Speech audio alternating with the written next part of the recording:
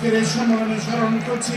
কুমিল্লার town hall মাঠে কুমিল্লা মহানগর বিএনপি প্রতিষ্ঠার পর প্রথমবারের মতো আয়োজন করা হলো দ্বিবার্ষিকী সম্মেলন। দুপুর থেকেই নেতাকর্মীদের পদচারণায় কানায় কানায় পূর্ণ হয়ে ওঠে সমাবেশস্থল। স্থানীয় ও কেন্দ্রীয় নেতাকর্মীদের বক্তব্যের পর বিকেলে ভার্চুয়ালি যুক্ত হয়ে প্রধান অতিথির বক্তব্যে দলের ভারপ্রাপ্ত চেয়ারম্যান তারেক রহমান বলেন, রাজনৈতিক মত পার্থক্য যদি বিভেদ তৈরি করে তবে দেশের মানুষ ক্ষতিগ্রস্ত হবে।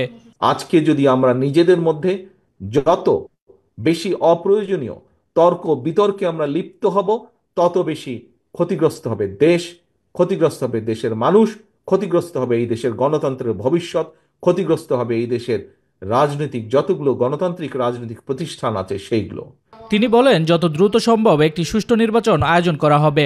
অন্তর্বর্তী সরকারের প্রতি এমন প্রত্যাশাই করেন জনগণ। ক্ষমতায় গেলে দেশ কিভাবে চালানো হবে বিএনপি সহ সব রাজনৈতিক দলকে তা তৃণমূল পর্যায়ে তুলে ধরার আহ্বান জানান তারেক রহমান।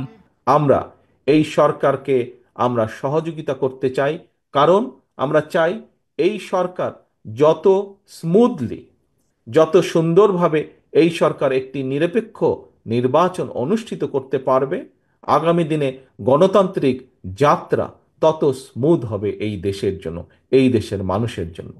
গণতন্ত্রের বিরুদ্ধে ষড়যন্ত্রকারীদের সকল পরিকল্পনা ঐক্যবদ্ধ থেকে প্রতিহত করার আহ্বান জানান তারেক রহমান। বলেন, মানুষের হারিয়ে যাওয়া গণতান্ত্রিক অধিকার ফিরে পেতে সচেতন থেকে আন্দোলন চালিয়ে যেতে হবে। আমাদের মূল লক্ষ্য এবং উদ্দেশ্য বাংলাদেশের মানুষের হারিয়ে যাওয়া যে অধিকার, রাজনৈতিক যে অধিকার, সেই অধিকার যতক্ষণ পুনঃপ্রতিষ্ঠিত না হবে, অধিকার আদায়ের যে আন্দোলন সেটি অব্যাহত থাকবে। শামস তাবরিজ উচ্ছ্বাস, মাই টিভি।